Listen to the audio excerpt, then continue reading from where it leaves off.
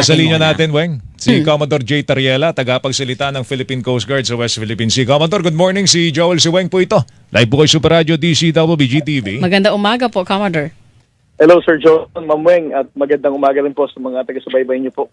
Commodore, tanong namin kanina ni Weng, yung experience natin sa Sandy Cay last year, na tinambakan po nila ng mga patay na koralis po yung lugar doon. At bakit po naulit na naman dito po sa Pag-asa Cay, dito sa Sabina Shoal?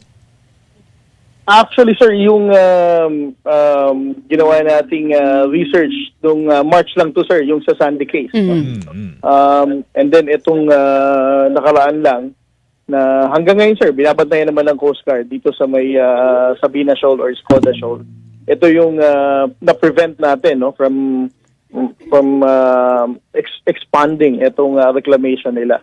So, sa part ng Philippine Coast Guard, since we learned from the survey conducted by Dr. Anticamara that there's really a high possibility na may human intervention sa pagtatambak nito at maaaring maging dahilan kung ng isang reclamation. When we learned about it, there is a possibility na ginagawa rito sa Sabina Shoal, the Commandant of the Coast Guard, Admiral Ronnie Hilgaban, was decisive enough to deploy one Coast Guard vessel there, yung pinakamalaking barko natin, the 97 meter. As a matter of fact, ang barko na natin dyan, holds the record now ng pinakamatagal na deployment sa West Philippine Sea. No?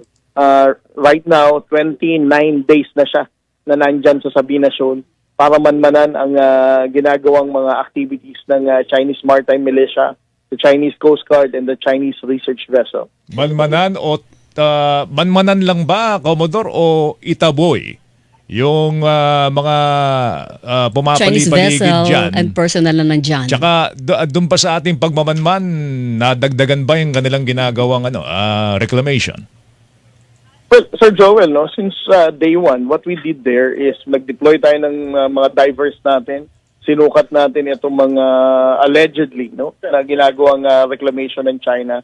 And every other day, iniikutan natin uli ito. Sini-check natin kung lumaki ba, tinambakan ba ulit or hindi. So ngayon naman, since we deployed the vessel there, na-maintain pa rin natin nila ang laki nila na yun. Ibig sabihin, the mere presence of the Coast Guard vessel there serves as a deterrence, no, to prevent China from doing those illegal activities in Sabina Shoal. Diyan lang po sa Sabina Shoal tayo merong 24/7 na nagbabantay. Sa sabi niyo ay nasa 29 days na nagbabantay na barko ng Coast Guard, Commodore. Meron po tayong dalawang 44-meter vessel, no? Na umiikot din in Recto Bank, Rosal Reef, and then also in those areas na may occupied presence tayo sa mga maritime features. So every once in a while, ito ang tinitingnan natin kapag may mga sinyales na nag-swarm ang Chinese Maritime Militia. We always make it to the point na mag-deploy tayo ng diver to check kung nagkakandak ba sila ng illegal reclamation or hindi. But Sa mga pagkakataon na malaman natin, no, na may mga ganitong activities sila, ang gagawin uli natin dyan is we're going to have a prolonged presence. No? Magdi-deploy tayo ng barko to prevent China from carrying out this illegal reclamation. That's the best we can do so far, no, Commodore? Yung magpalagay tayo ng parang routine. Every other day, mag-iikot o kaya naman pupunta doon kapag meron nakikita malakas na presence ng Chinese vessels or personnel. Pero wala tayo nung 24/7 talaga na magbabantay. Wala tayong ganong klase ng kakayahan, Yung Commodore. sinasabi ni Weng, yung bantay Jaworski ba? Oo, yung man-to-man. Parang ganon.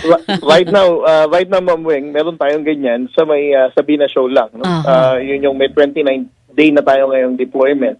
Pero sasabi ko nga, kung sakali, in those other areas, magkakaroon tayo ng ganyang observation ulit at intelligence report kung saan ang China may mga ganito activities na naman, I think the Commandant of the Coast Guard won't hesitate, no, to deploy our big vessels, no, to sustain our prolonged presence in these areas. Kung maalala mo, Ma'am Weng, no, the Coast Guard has 3 large vessels, no, na may capability na numagal ng mga ganitong patrolya. We have ngayon yung BRP Teresa Magbanwa, which is 9701. We have Melchora Aquino, which is the 9702. Ito yung sister ship niyang 97 meter na yan. And then we have the Gabriela Silang, the 8301. Ito yung nanggaling naman sa France. Maliban So sa... kung sakali, meron tayong activities ulit na ganyan na makikita na mamomonitor ang ating mga 44-meter vessels, the commandant is decisive enough to make sure that we're going to cover all these areas and we're going to deter these illegal activities, Ma'am Weng. Ito po sa Sabina Show, nabanggit nyo na parang bumababa yung inyong mga tauhan, sinusukat, tinitingnan kung gaano kalaki o lumalawak ba yung ginagawang pagtatambak dyan. Gaano na po kalawak yung natambakan ng mga dead na corales, mga patay na corales dyan sa Sabina Shoal? Later, Ma'am Weng, no, I'll be giving away sa ating mga kasamahan sa media etong mga na-consolidate na naming dimensions ng total area ng natambakan na nila. And then also the raw videos para mas ma-explain natin kung ano talaga itong mga sizes na to and how we were able to measure this dimension. Pero right now, Ma'am Weng, wala pa eh. So hopefully by 10 a.m. matatapos na to ng mga ating mga divers. No? Opo. Yung question lang din ni Joel kanina, Commodore, ay ganito. Kung ang tingin namin, base doon sa video nakikita namin, malawak siya eh. Hindi ba malawak na yung apektado ng natambakan ng mga patay na corales? Bakit po umabot sa ganon? Kalawak. Bakit hindi natin ito naagapan? Ma'am Weng, no? Ang buong Sabina Shoal, not just the Sabina Shoal, no? Ang buong West Philippine Sea ay napakalawak, no? We're only dependent with the intelligence report that we gather, and every once in a while, naging basis na nga natin, kapag may Chinese maritime militia that swarm in a particular area, there's a possibility that they're doing illegal activities, no? So, on those instances, since it's a small-scale reclamation, hindi naman yan nila nagawa ng mabilisan. There's a possibility na ngayong buwan, kapag mag-swarm sila, magdadump sila ng... we still don't know kung how they're doing it. Eh. Kaya nga, ang sabi ko, kaya tayo may prolonged presence there for us to be able to catch them talaga kung how they dump the dead corals. Kasi honestly, Ma'am Weng, no, until now, we still don't know how they do it. Whether through hydraulic vacuum daw, meron daw nagsasabing through sandbagging.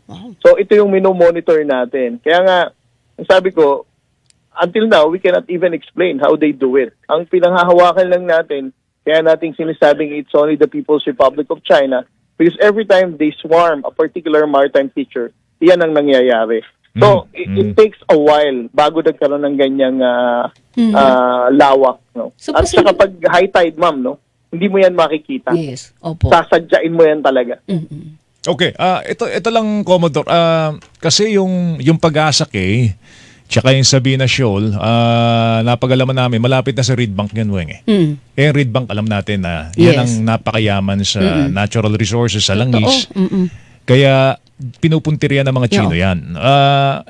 Ang tanong ko lang, Commodore, doon sa kasalukuyan nating kasangkapan, doon sa kasalukuyan nating kakayahan, talagang hindi ho ba natin kayang bantayan 24/7, man-to-man, yung mga lugar at the very least ay nakikita natin yung interest mo ng mga Chino na kanilang pupuntiryahin at tatambakan. Kaya ba natin yan at the present situation para humatemper naman yung aming expectation? Kasi sa totoo lang, Weng, ang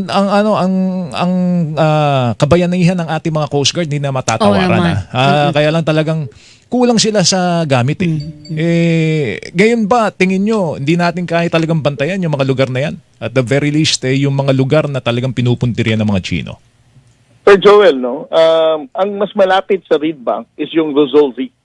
Maalala mo, nakaraang buwan, ito yung binagsakan natin ng mga payaw together with the Filipino fishermen. Opo. Kaya ang sabi ko, yung mga 44-meter vessels natin na dalawa, pagkatapos silang ikutan ang Escoda Shoal or yung Sabina Shoal ngayon, nakasama yung 97 meters, umiikot ito, umakyat to pataas, papunta sa Rizal Reef. Ang Rizal Reef, ang pinakamalapit sa Recto Bank. Ito yung Iroquois Reef, no? Meron din tayong presence dyan sa Lawak Island. Sa Lawak Island naman, meron diyang Armed Forces of the Philippines and the Philippine Coast Guard personnel. Meron tayong radar AIS capability dyan. Kaya notify din tayo every once a while kapag tumataas ang bilang ng Chinese Maritime Militia. In those instances, na tumataas ang ma-monitor sa radar natin na tumaas ang bilang ng Chinese Maritime Militia sa Iroquois at sa Recto Bank, yun yung time na magde-deploy ulit tayo ng mga 44-meter vessel to serve as a deterrence and to monitor their activities. So, to be honest with you, Sir Joel, no, although we have a very limited number of Coast Guard vessels, we can still cover all these areas through the use of our station in Lawak Island, and of course, the 44-meter na ito na pinaka-maneuverable and agile na vessel natin na pwede nating i-deploy Wala ba every time na tayong makailanganin natin. Wala ba tayong anak ni Sierra Madre na pwedeng yung bulok na ba na pwedeng Oo. sad-sad natin diyan sa Sabina? Para meron lang Commodore, tayong teritoryong- parang may kampo na Oo. tayo diyan. Well, Sir Joel, no, we can only wish na ganyan. No? But again, the President has been very firm on our stand that we're not going to be the reason to alter the status quo.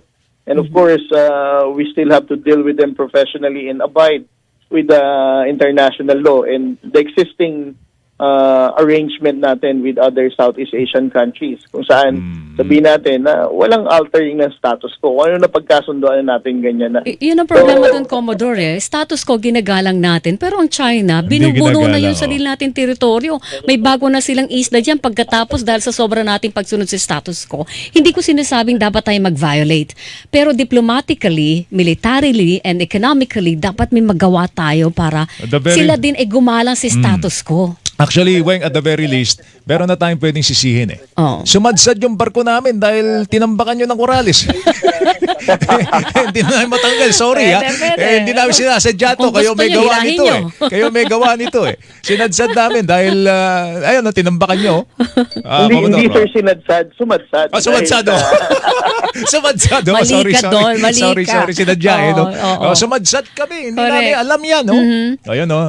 Anyway, Sana pala yung pinalubog doon sa balikatan, sinadsad mo na kaya lang dyan. nga, made in China yun eh. Oo.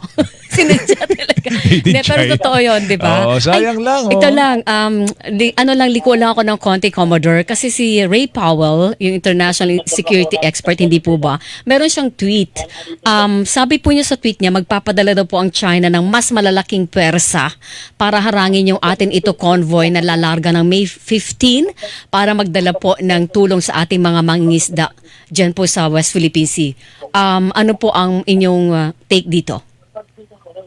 Well, again, ang nakikita kasi ni Ray Powell are the AIS signals. No? Mhm. So, siguro right now, what he see via satellite are the lights going to Bajo de Masinloc. Opo. Well, that's a possibility, no? Masabi natin, siguro kung yan talagang tinutukoy ng AIS signals ng mga barko na to, that can be a safe forecast, no? Na it's proceeding to Bajo de Masinloc. Pero- But let me also stress, Ma'am Weng, no? Opo. Na the ating ito intention of going to Bajo de Masinloc is actually a civil society initiative. Opo. It's not sanctioned by the national government. It's not the NTF-WPS or not even the Coast Guard. So, laging gusto lang namin i-clarify ito. Kasi we know for a fact na ang mga propagandista at ang mga China trolls, minsan sinasabi kasi nila, ipinapain na naman ng Coast Guard or ipinapain na naman ng gobyerno na to, mga civil society na to. No? Kaya as far as the government is concerned, we really want to distance ourselves with this initiative. Kasi civil society initiative naman to. And of course, okay, maayos naman to as an advocacy for the West Philippine Sea. Pero kami, on our part, for the Philippine Coast Guard, our only mandate is to ensure their safety. Kung sakaling matuloy talaga sila dun sa area na pupuntahan nila. Pero itong issue nito, itong information coming from Ray Powell, paghahandaan din po ninyo ito considering na kayo po yung sinasabi nyo nga mandate nyo is secure yung atin ito movement na ito. Well, definitely ma'am, no. For the Philippine Coast Guard, ang mandato natin siguraduhin bigtas ang mga gagamit ng karagatan, no, as maritime safety mandate of the Coast Guard. So, as far as the Coast Guard is concerned, that's the only thing we are only focusing into, no. Siguraduhin malayang makakapaglayag ang ating mga kasamahan sa ating ito coalition. Alright. Alright. Commodore, salamat sa oras mo. Mag-ingat ka. Sir, thank you. Maraming salamat po Sir Joel and Ma'am Weng. Ingat Magandang po. umaga, si Commodore J. Tariela, tagapagsalita ng Philippine Coast Guard sa West Philippine Sea. Alam mo, ang